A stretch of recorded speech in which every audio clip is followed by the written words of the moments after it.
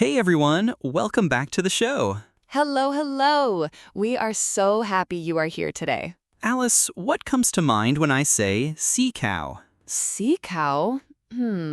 A big, gentle, slow-moving underwater animal with a very peaceful life? You're close. Today, we're diving into the world of manatees, often called sea cows, and we're going to use them to practice some essential IELTS reading skills. So we're learning about interesting animals and getting better at reading? Sounds like a win-win. Exactly. No pressure today. Our goal is to show you 8 simple reading skills that will make any passage, even one about sea cows, feel less intimidating and help you raise your IELTS score. 8 skills? I'm ready. Let's go. But first, we need something to practice on. So we have a reading passage about manatees. It is in the same style as a real IELTS text. And don't worry if you don't understand every word or if you're only half listening while you're doing something else. That is completely normal. Just relax and let it play. Here is what we will do today. In Part 1, we read the passage together. In Part 2, we learn the 8 skills. In Part 3, we do a quick review, and in Part 4, we practice together with real questions. 4 parts, 8 skills, and a lot of gentle sea cows. This is going to be a good episode. Let's start. Okay, welcome to Part 1. This is our reading passage about manatees. Don't worry about the title yet. We will explain everything as we go. I will read each paragraph slowly. After each paragraph, Alice will explain the main idea in simple English, B1 or B2 level. Then we move on. Think of it like watching a movie with subtitles, but for your ears. Ready? Let's read. Manatees, also known as sea cows, are aquatic mammals that belong to a group of animals called Sirenia. Dugongs and manatees look quite alike. They are similar in size, color, and shape, and both have flexible flippers for forelimbs. However, the manatee has a broad, rounded tail, whereas the dugong's is fluked, like that of a whale. There are 3 species of manatees: the West Indian manatee, the African manatee, and the Amazonian manatee. Okay, so manatees are sea animals, sometimes called sea cows. They are like dugongs, but manatees have a round, flat tail, while dugongs have a tail shaped like a whale's. There are 3 main types of manatees in the world. That's the main idea of paragraph A. 2 words here. Aquatic. This means living in water. So aquatic mammals are mammals that live in water, like manatees or dolphins. And fluked means shaped like a whale's tail, which is usually split into 2 parts. Aquatic, living in water. Say it with me, aquatic. Unlike most mammals, manatees have only 6 bones in their neck. Most others, including humans and giraffes, have 7.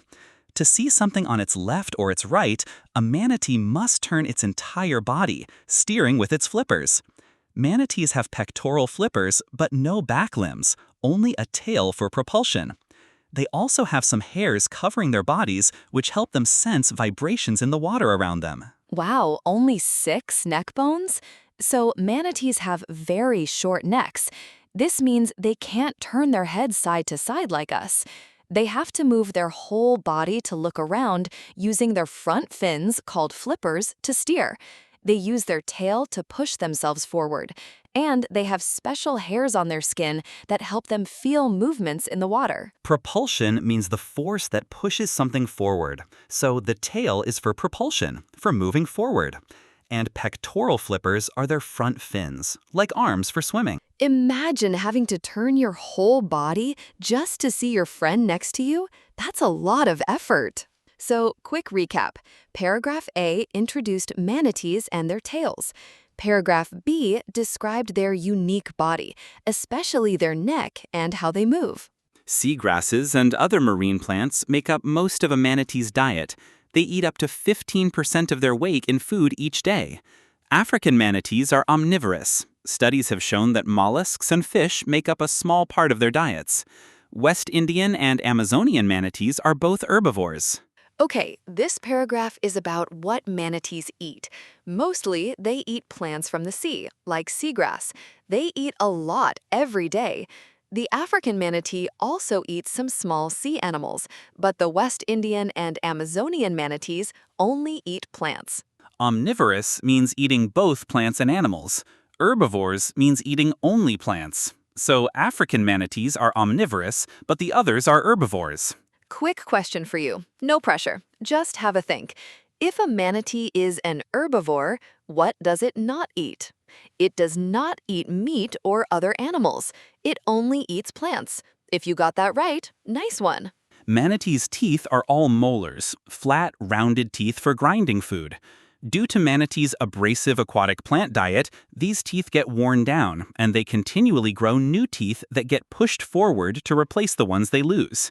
Instead of having incisors to grasp their food, manatees have lips which function like a pair of hands to help tear food away from the seafloor. This is super interesting. Manatees have special flat teeth called molars for grinding tough plants. Because these plants are rough, their teeth wear out.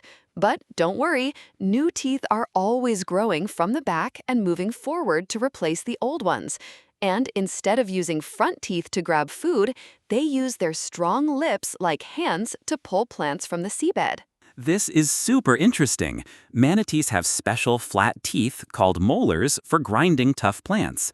Because these plants are rough, their teeth wear out.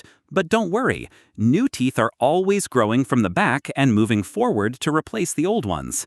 And instead of using front teeth to grab food, they use their strong lips like hands to pull plants from the seabed. This is super interesting. Manatees have special flat teeth called molars for grinding tough plants. Because these plants are rough, their teeth wear out. But don't worry, new teeth are always growing from the back and moving forward to replace the old ones. And instead of using front teeth to grab food, they use their strong lips like hands to pull plants from the seabed. Molars are the flat teeth at the back of your mouth, used for grinding. Abrasive means rough, causing things to wear away.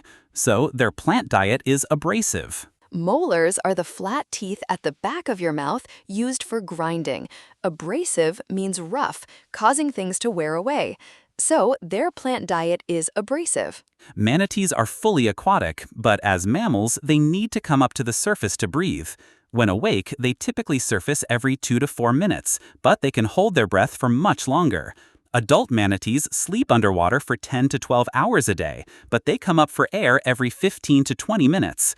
It's thought that manatees use their muscular diaphragm and breathing to adjust their buoyancy. So manatees live completely in water, but like us, they are mammals, so they must breathe air.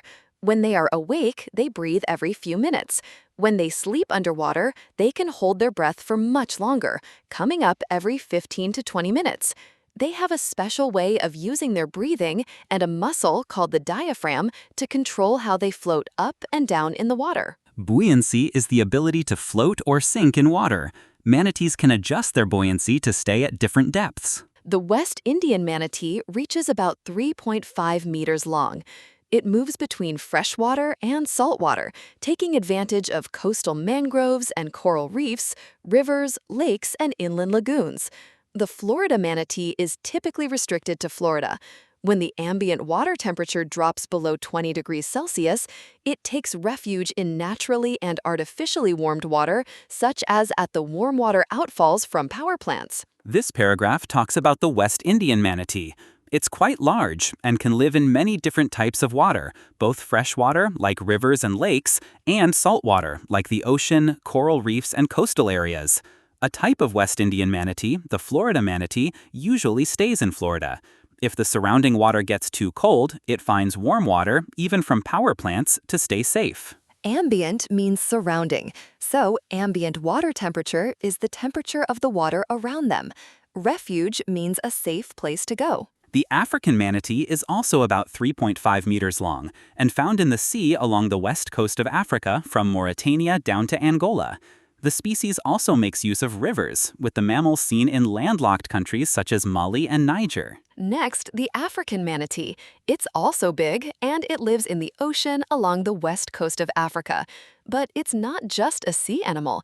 It also swims into rivers, which means you can even find it in countries that don't have a coastline, like Mali or Niger. Landlocked means a country that is completely surrounded by land with no access to the sea. The Amazonian manatee is the smallest species, though it is still a big animal. It grows to about 2.5 meters long and 350 kilograms. Amazonian manatees favor calm, shallow waters that are above 23 degrees Celsius. This species is found in freshwater in the Amazon basin in Brazil, as well as in Colombia, Ecuador, and Peru. And finally, the Amazonian manatee is the smallest type, but still pretty big. It prefers warm, calm, shallow freshwater. You can find it in the Amazon River area, in countries like Brazil, Colombia, and Peru. Favor in this context means prefer or like, so they favor calm, shallow waters. All three manatee species are endangered or at a heightened risk of extinction. It is estimated that 140,000 Amazonian manatees were killed between 1935 and 1954 for their meat, fat, and skin.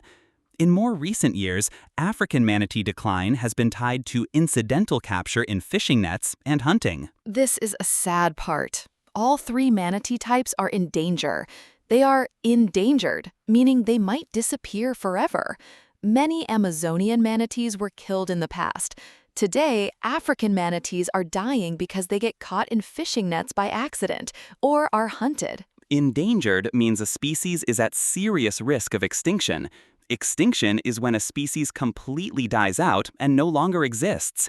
Incidental capture means being caught by accident, not on purpose. The two subspecies of West Indian manatee are listed as endangered. Both are also expected to undergo a decline of 20% over the next 40 years. The chief cause of death in Florida manatees is boat strikes. However, laws in certain parts of Florida now limit boat speeds during winter, allowing slow-moving manatees more time to respond. The two subspecies of West Indian manatee are listed as endangered. Both are also expected to undergo a decline of 20% over the next 40 years. The chief cause of death in Florida manatees is boat strikes. However, laws in certain parts of Florida now limit boat speeds during winter, allowing slow-moving manatees more time to respond. The West Indian manatees are also endangered, and scientists expect their numbers to drop by 20% in the next 40 years. In Florida, the biggest danger for manatees is being hit by boats. But there's some good news. Now there are laws in Florida that make boats go slower in winter, giving manatees more time to get out of the way. Decline means to go down or decrease. Boat strikes refers to manatees being hit by boats. Okay, that is the full passage, 10 paragraphs. Let's quickly remember the structure in case your mind wandered anywhere along the way. Paragraph A, what manatees are and their tails. Paragraph B, their body, neck, and how they move. Paragraph C, what they eat. Paragraph D, their special teeth and lips. Paragraph F, the West Indian manatee and its habitats. Paragraph G, the African manatee and its wide range. Paragraph H, the Amazonian manatee. Paragraph I, how manatees are endangered. Paragraph J, more about endangered West Indian manatees and boat dangers. So, that was our reading passage. How did you feel? Did you catch most of it? If you didn't catch everything, that is completely normal, especially if you were half listening while doing something else. The goal was never to understand every single word. The goal was just to get the general shape of each paragraph. What they are, how they move, what they eat, their teeth, how they breathe, the different types, and the dangers they face. If you remember those main points, you've already done something very useful. And now, we are going to learn the 8 skills that help you read any passage like this faster and more confidently.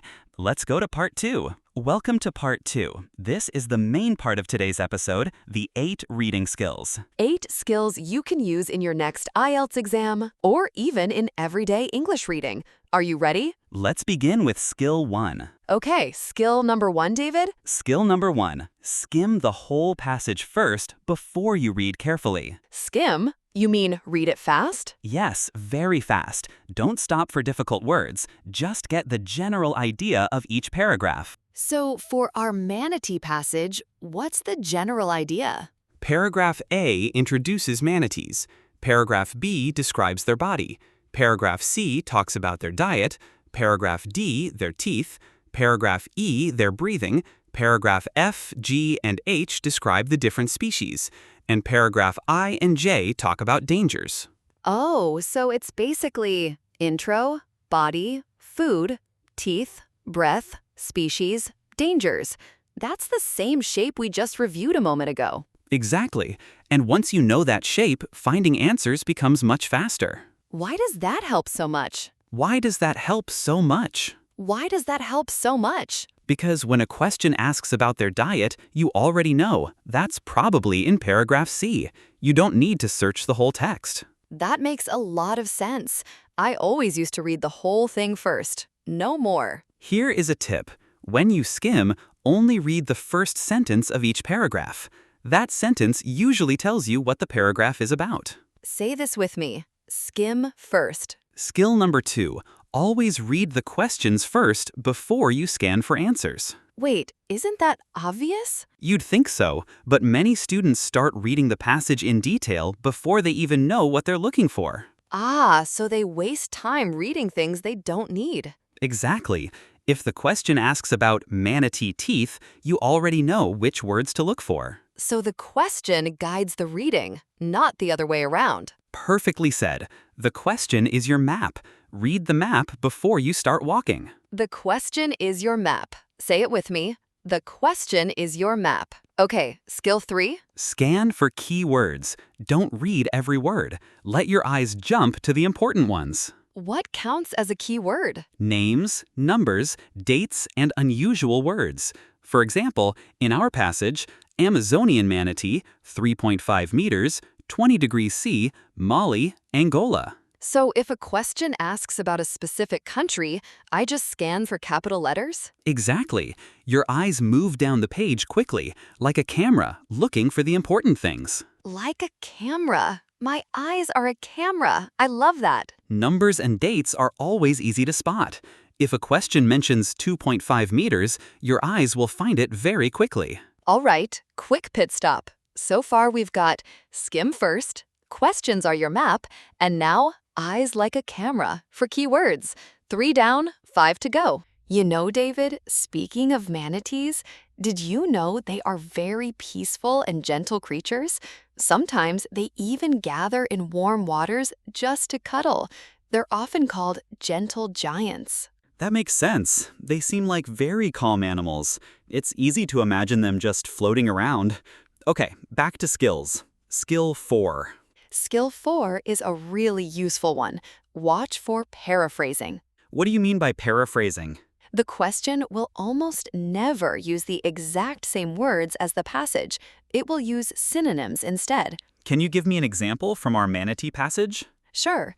The passage says aquatic mammals.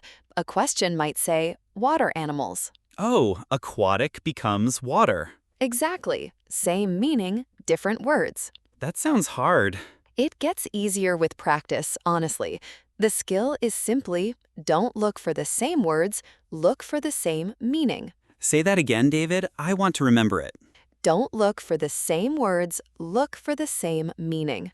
Don't look for the same words. Look for the same meaning. Say it with me. Skill 5. Find the topic sentence. Usually the first sentence of a paragraph tells you what the whole paragraph is about. So in paragraph C, the first sentence says, seagrasses and other marine plants make up most of a manatee's diet. Right. So immediately you know this paragraph is about what manatees eat, their diet. So I don't need to read the whole paragraph carefully unless the question is about food. Exactly right.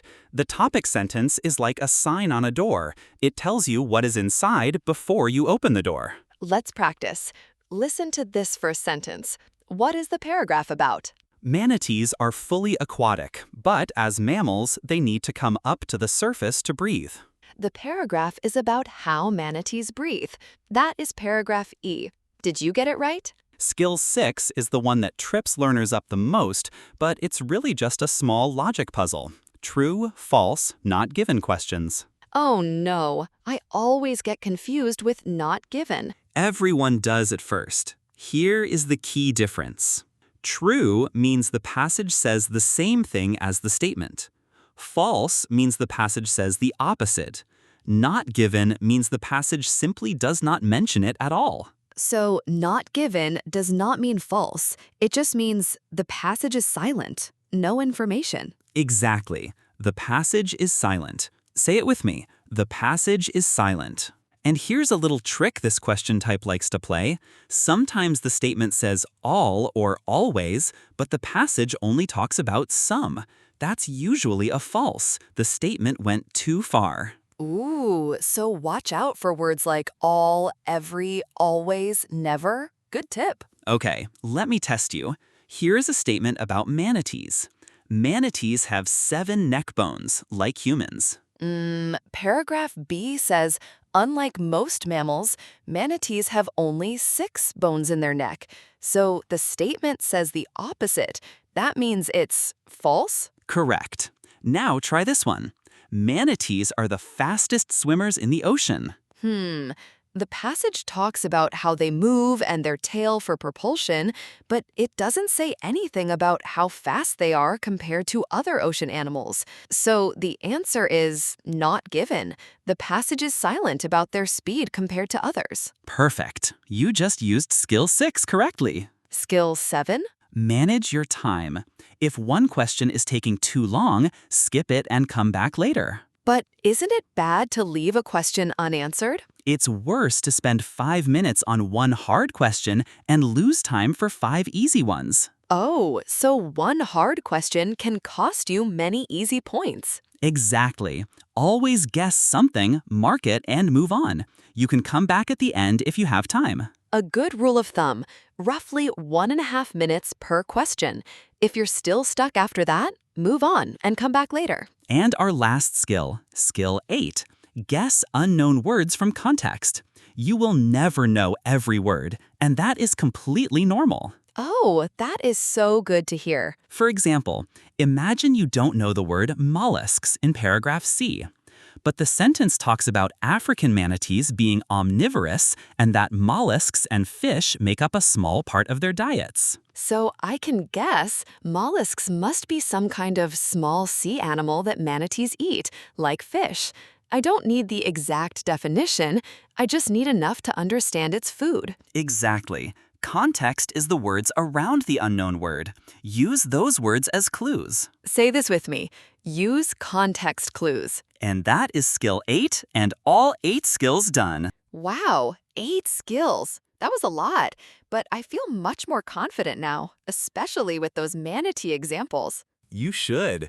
These are real, practical skills that every good IELTS reader uses. And the important thing is, these skills work together. Skim, read the questions, scan for keywords, watch for paraphrasing, topic sentence, true, false, not given, time management, context clues. They are a team. All 8 working together. Let's go review them quickly. Welcome to part 3. Quick review, no pressure, just a fun recap. I will say the skill number, then you, Alice, tell me what it is. Ready? Ready. I will remember all 8. Watch me. Okay, Alice, I'm going to quiz you. Skill 1, what do we do first? Read every single word very carefully from start to finish? Haha, no, that's the opposite. Skill 1 is skim first. Get the big picture. Right. Skim first. I knew that. Just warming up. Okay, skill 2. Skill 2, read the questions before you scan. Good. Skill 3. Scan for keywords, not full sentences, like a camera. Excellent. Now, skill 4. This one is tricky. Oh, skill 4 is about not looking for the same words, but looking for the same meaning, paraphrasing. Perfect. Skill 5. Find the topic sentence in each paragraph. It's like a sign on a door. You're on a roll. Skill 6. Skill 6, true, false, not given. Remember, the passage is silent. Exactly. Skill 7. Manage your time. Don't get stuck. Move on. And skill 8. Guess unknown words from context. Use context clues. 8 skills. I think I got them all this time. Well, almost. You nearly said read every word at the start. That one doesn't count. I was warming up. Now, if you feel like it, try saying all 8 out loud yourself. No pressure. Even remembering 4 or 5 is great. However you did, that is genuine progress. 8 skills reviewed, quickly and clearly. Remember, you don't need to memorize the names. You need to do them. Skills are actions, not words. Now, the most important part, putting the skills into action. Let's go to part 4. Welcome to part 4, practice time. We are going to use our passage about manatees, remember, what they are, how they move, what they eat, their teeth, how they breathe, the different types, and the dangers they face. And I will ask you real exam-style questions. Try to answer before we give you the answer, if you can. Say it out loud if you like. No pressure, though. Just listening carefully works too. After each question, we pause. Then we go back to the passage, look at the exact line, and explain the answer. First, a fill-in-the-blank question. Manatees look similar to dugongs, but with a differently shaped one. Let's look back at paragraph A. The passage said, however, the manatee has a broad, rounded tail, whereas the dugong's is fluked, like that of a whale. The question asks about the differently shaped part, so the answer is tail. Another fill-in-the-blank. Manatees grasp and pull up plants with their